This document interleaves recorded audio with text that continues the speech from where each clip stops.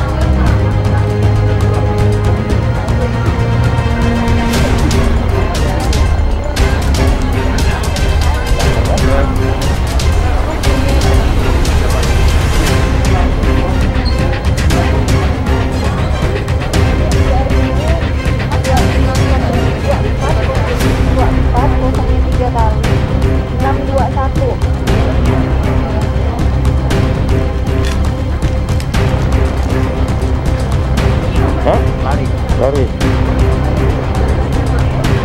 Ini.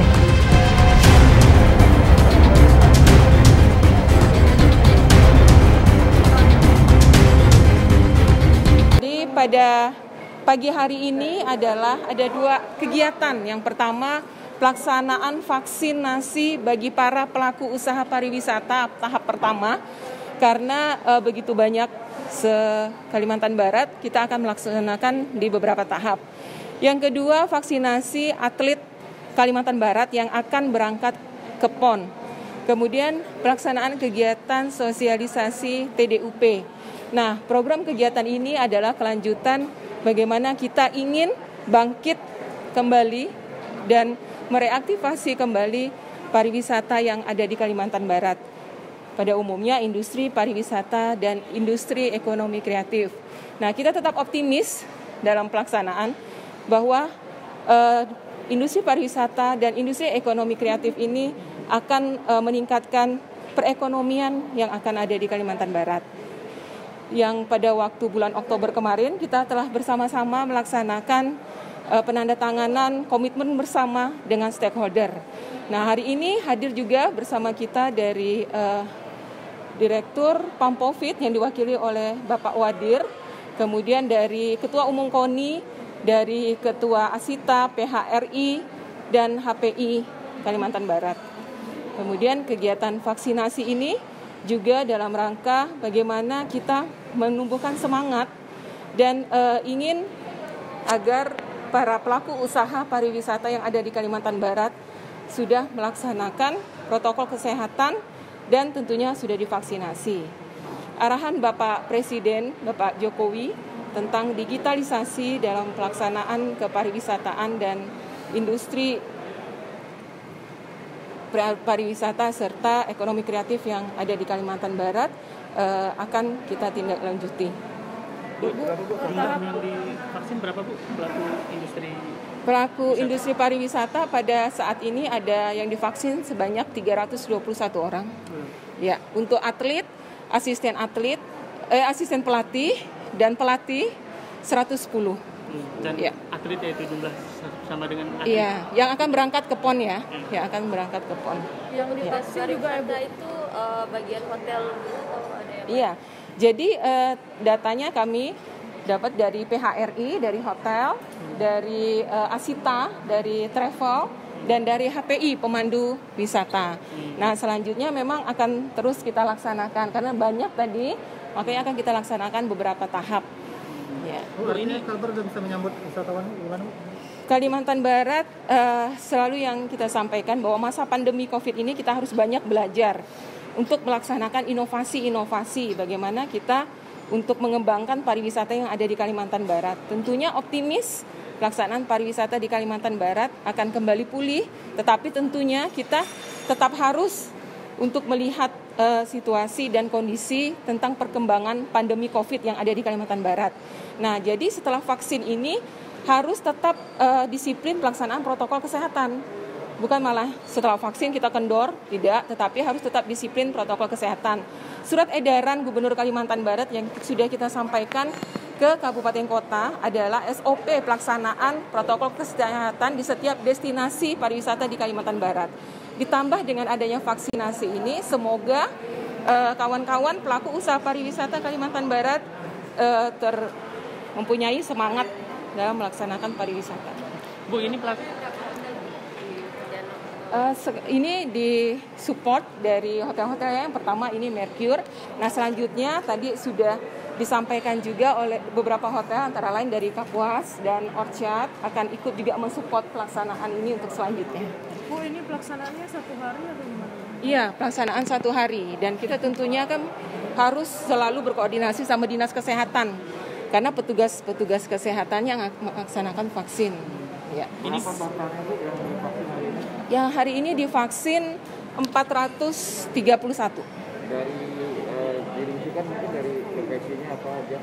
Pelaku usaha pariwisata dengan atlet yang akan berangkat ke Papua, atlet PON yang akan berangkat ke Papua. Bu, yang pelaku wisata atau di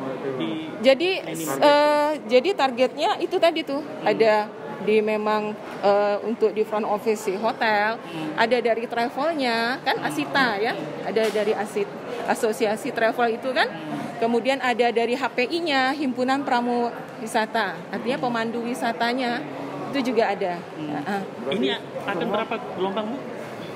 Banyak ya, datanya tuh banyak. Yang sementara masuk ke kami ada 1.500. Data yang masuk kami ada 1.500. Nanti akan kita targetnya tadi 320, hari ini 431. Khusus untuk Pelaku dan atlet. Oh, pelaku dan atlet. Ini kan di backdrop. Berarti ada pelaku usaha, juga atlet juga. Juga atlet yang akan berangkat ke PON. Atlet yang berangkat ke PON. Tapi tidak atlet semua. Papua.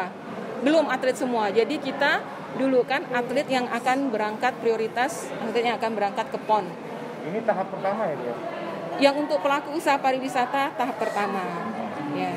Dan untuk yang atlet Total PON yang berapa yang akan menjadi Untuk total kita belum tahu karena datanya kan masih berubah-berubah nih. Kami kan mendapat dari PHRI, dari Asita, dari HPI untuk data tersebut. Bu, dengan ada Goals-nya bahwa kita harus mempersiapkan diri dalam pelaksanaan pariwisata di Kalimantan Barat di masa pandemi, diadaptasi kebiasaan baru. Nah, tadi kan saya sudah bilang bahwa kita sudah ada surat edaran tentang pelaksanaan berwisata di masa pandemi. Jadi di setiap destinasi wisata di Kalimantan Barat itu sudah harus mempunyai SOP yang sama dalam protokol kesehatan. Nah, dengan yang adanya vaksin ini tentunya juga akan lebih semangat lagi untuk teman-teman di lapangan dalam rangka pelaksanaan pariwisata.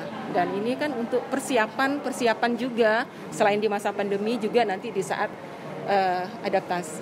saat normal. Ya. Makanya dari kemarin kan kita sudah bikin apa tadi? Paket wisata murah. Paket-paket wisata murah.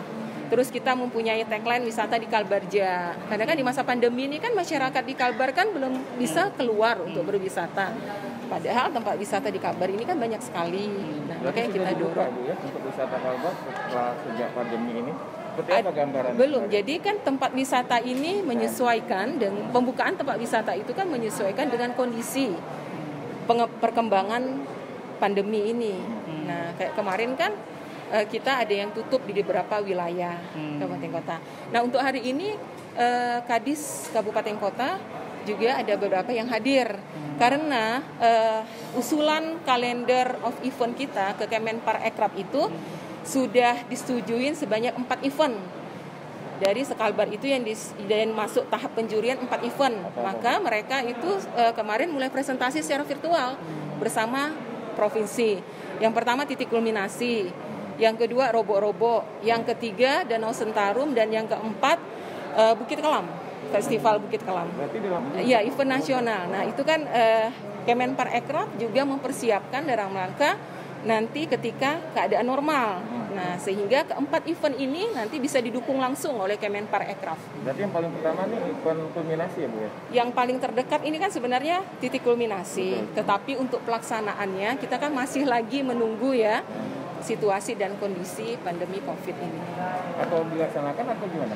Tetap? Nah, itu Kan kemarin masih kan ditiadakan nih. kemarin ditiadakan. Nah, ini kan tahap persiapan ini. Tahap persiapan. Dan untuk Ya putusan persiapan kan sangat dekat dan Ibu.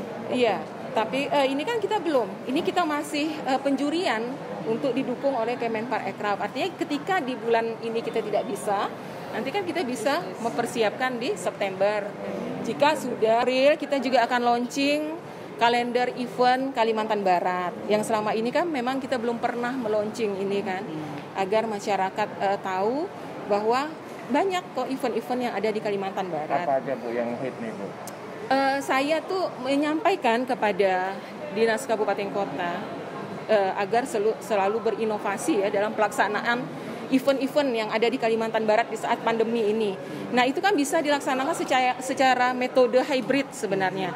Jadi metode hybrid itu penggabungan antara virtual dengan yang ada di tempat, ya, dengan offline. Seperti contohnya misalnya kita melaksanakan promosi destinasi pariwisata. Bisa sambil kita untuk berjualan hasil-hasil dari ekonomi kreatif. Nah, berjualannya bisa secara online melalui media digital. Makanya dari awal kita selalu mendorong bahwa promosi pariwisata tidak hanya secara konvensional, tetapi secara media digital marketing. Bu, apa?